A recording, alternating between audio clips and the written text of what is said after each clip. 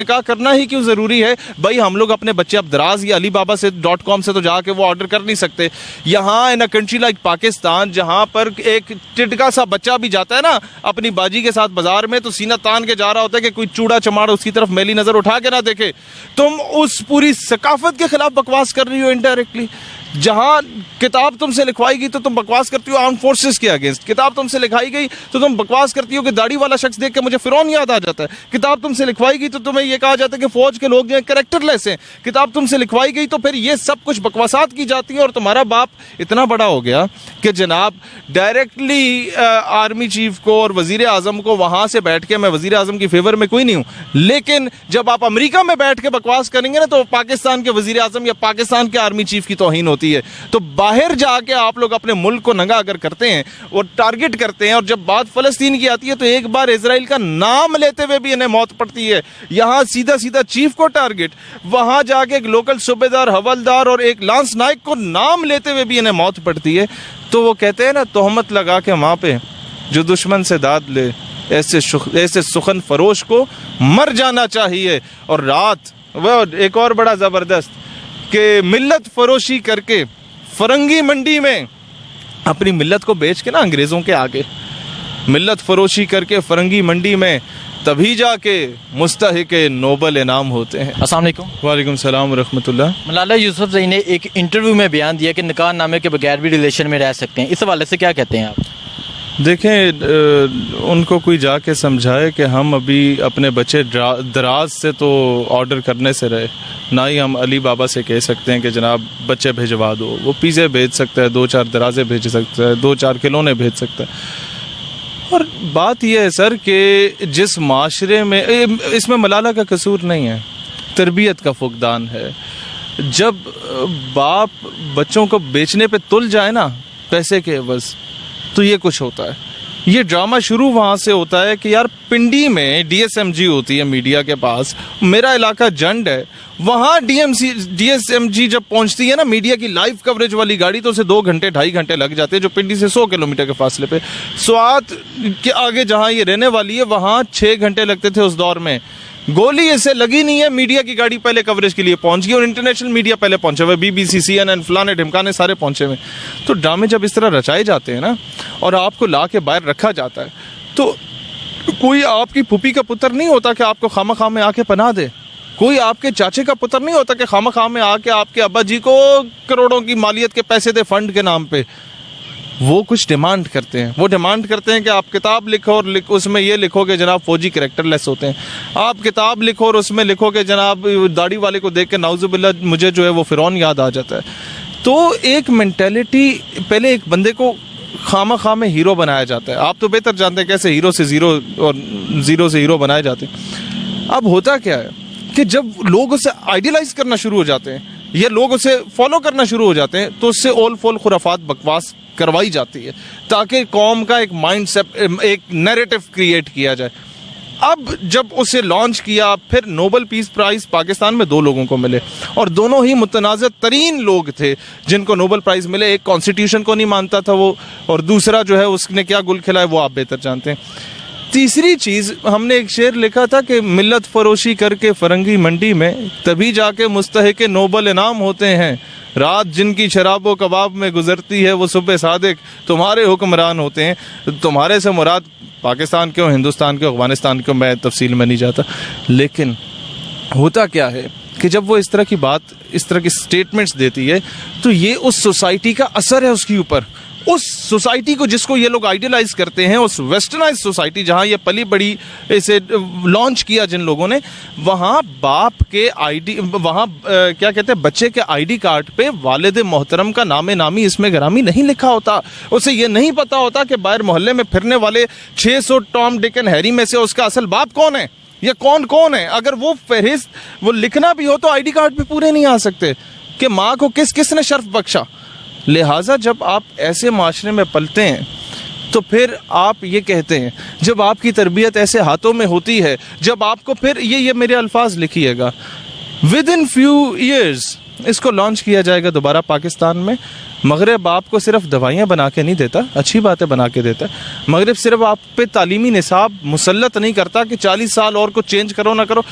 सब कुछ चेंज कर दो, मिस्टर चिप्स चेंज ना करो, सब कुछ चेंज कर दो, सिंड्रेला साहिबा शुड रिमेन कांस्टेंट, इस्लाम को निकाल दो, पाकिस्तान को निकाल दो, फौज के एलिमेंट को निकाल दो, इदारों से मोहब्बत को निकाल दो, सब कुछ कर दो, लेकिन हमारी जो मगरबी गुलामी है उसको निसाब से ना निकालो, बल्कि टू इंक्लूड इट।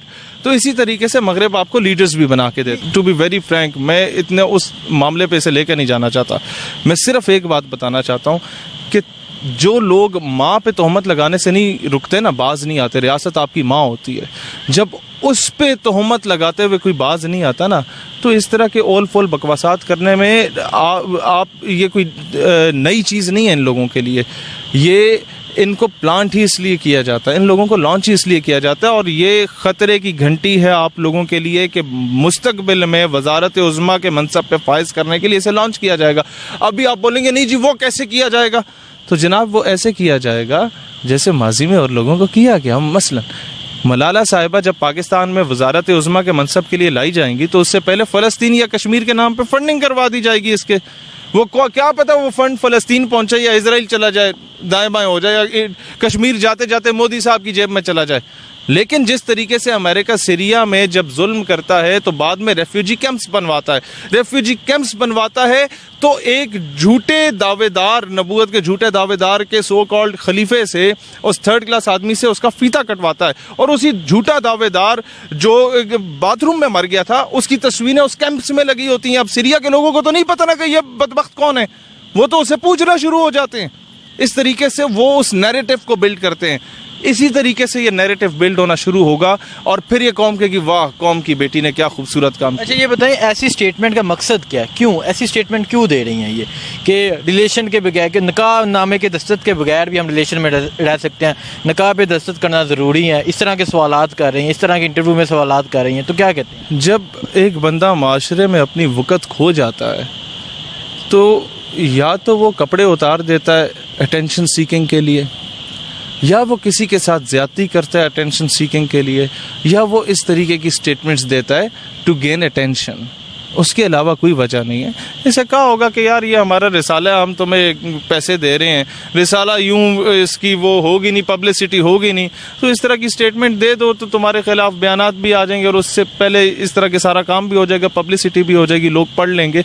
तो ये इन लोगों के टूल्स होते हैं, पब्लिसिटी स्टंट्स होते हैं जो ये लोग करते हैं।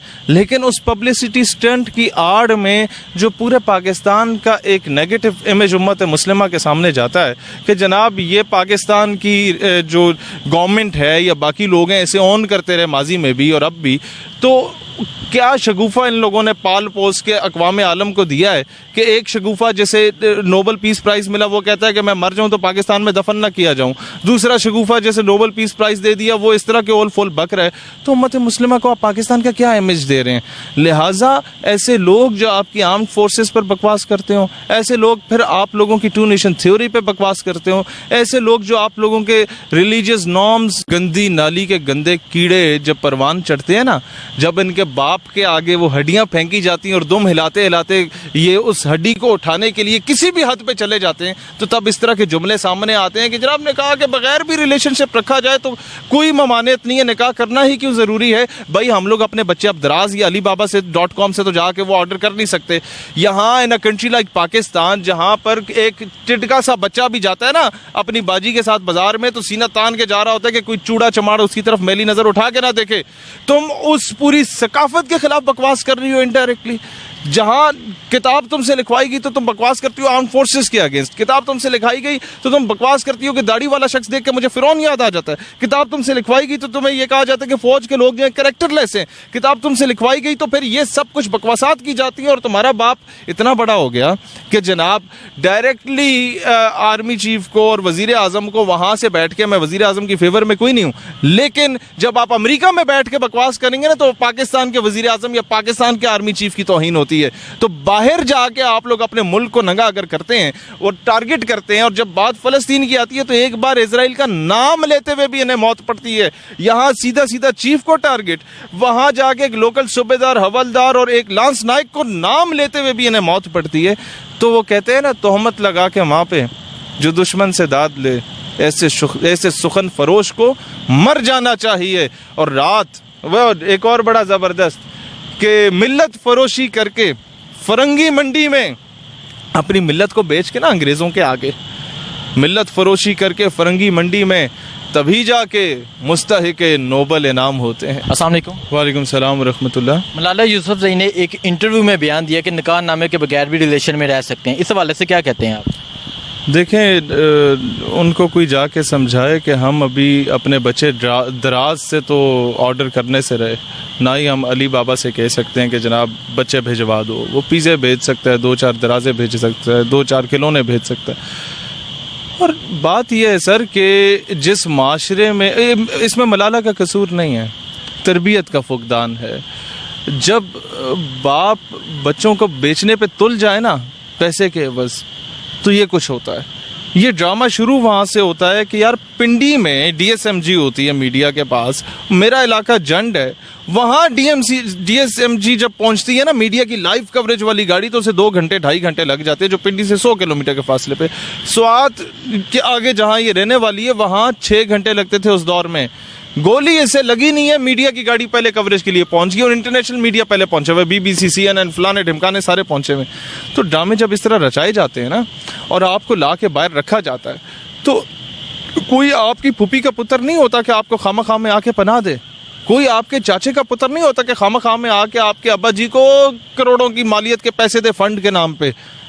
وہ کچھ ڈیمانڈ کرتے ہیں، وہ ڈیمانڈ کرتے ہیں کہ آپ کتاب لکھو اور اس میں یہ لکھو کہ جناب فوجی کریکٹر لیس ہوتے ہیں، آپ کتاب لکھو اور اس میں لکھو کہ جناب داڑھی والے کو دیکھ کے نعوذ باللہ مجھے جو ہے وہ فرعون یاد آ جاتا ہے۔ تو ایک مینٹیلٹی، پہلے ایک بندے کو خامہ خواہ میں ہیرو بنایا جاتا ہے۔ آپ تو بہتر جانتے ہیں کیسے ہیرو سے زیرو اور زیرو سے ہیرو بنائے جاتے ہیں۔ اب ہوتا کیا ہے کہ جب لوگ اسے آئیڈیلائز کرنا شروع ہو جاتے ہیں یا لوگ اسے فالو کرنا شروع ہو جاتے ہیں، تو اس سے اول فول خرافات بکواس کروائی جاتی ہے تاکہ قوم کا ایک مائنڈ سیٹ، ایک نیریٹو کریٹ کیا جائے۔ اب جب اسے لانچ کیا، پھر نوبل پیس پرائز پاکستان میں 2 لوگوں کو ملے، اور دونوں ہی متنازع ترین لوگ تھے جن کو نوبل پرائز ملے۔ ایک کانسٹیٹیوشن کو نہیں مانتا تھا وہ، اور دوسرا جو ہے اس نے کیا گل کھلایا وہ آپ بہتر جانتے ہیں۔ تیسری چیز، ہم نے ایک شعر لکھا تھا کہ ملت فروشی کر کے فرنگی منڈی میں تبھی جا کے مستحق نوبل انعام ہوتے ہیں، رات جن کی شراب و کباب میں گزرتی ہے وہ صبح صادق تمہارے حکمران ہوتے ہیں۔ تمہارے سے مراد پاکستان کے، ہندوستان کے، افغانستان کے، میں تفصیل میں نہیں جاتا، لیکن ہوتا کیا ہے کہ جب وہ اس طرح کی بات، اس طرح کی سٹیٹمنٹس دیتی ہے، تو یہ اس سوسائٹی کا اثر ہے اس کے اوپر، اس سوسائٹی کو جس کو یہ لوگ آئیڈیلائز کرتے ہیں، اس ویسٹرنائز سوسائٹی جہاں یہ پلی بڑی، اسے لانچ کیا جن لوگوں نے، وہاں باپ کے آئی ڈی، وہاں کیا کہتے ہیں، بچے کے آئی ڈی کارڈ پہ والد محترم کا نام نامی اس میں گرامی نہیں لکھا ہوتا۔ اسے یہ نہیں پتا ہوتا کہ باہر محلے میں پھرنے والے 600 ٹام ڈک اینڈ ہیری میں سے اس کا اصل باپ کون ہے، یہ کون ہے۔ اگر وہ فہرست وہ لکھنا بھی ہو تو آئی ڈی کارڈ پہ پورے نہیں آ سکتے کہ ماں کو کس نے شرف بخشا۔ لہٰذا جب آپ ایسے معاشرے میں پلتے ہیں تو پھر آپ یہ کہتے ہیں، جب آپ کی تربیت ایسے ہاتھوں میں ہوتی ہے، جب آپ کو پھر یہ میرے الفاظ لکھیے گا، ود ان فیو ایئرز اس کو لانچ کیا جائے گا دوبارہ پاکستان میں۔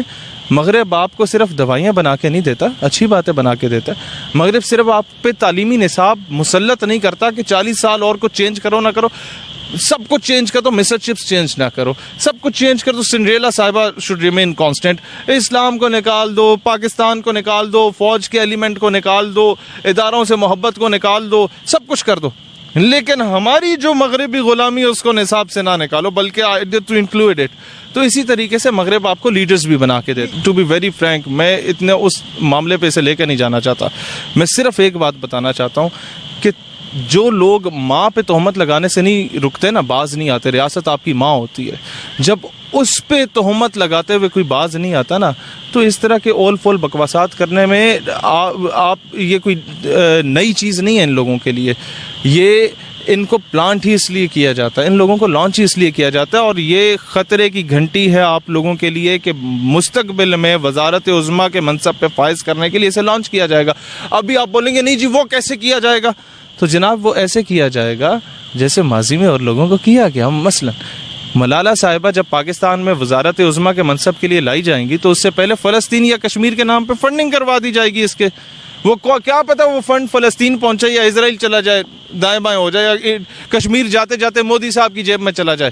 لیکن جس طریقے سے امریکہ سیریا میں جب ظلم کرتا ہے تو بعد میں ریفیوجی کیمپس بنواتا ہے، ریفیوجی کیمپس بنواتا ہے تو ایک جھوٹے دعوے دار، نبوت کے جھوٹے دعوے دار کے سو کالڈ خلیفے سے، اس تھرڈ کلاس آدمی سے اس کا فیتا کٹواتا ہے، اور اسی جھوٹا دعوے دار جو باتھ روم میں مر گیا تھا اس کی تصویریں اس کیمپس میں لگی ہوتی ہیں۔ اب سیریا کے لوگوں کو تو نہیں پتہ نا کہ یہ بدبخت کون ہے، وہ تو اسے پوچھنا شروع ہو جاتے ہیں۔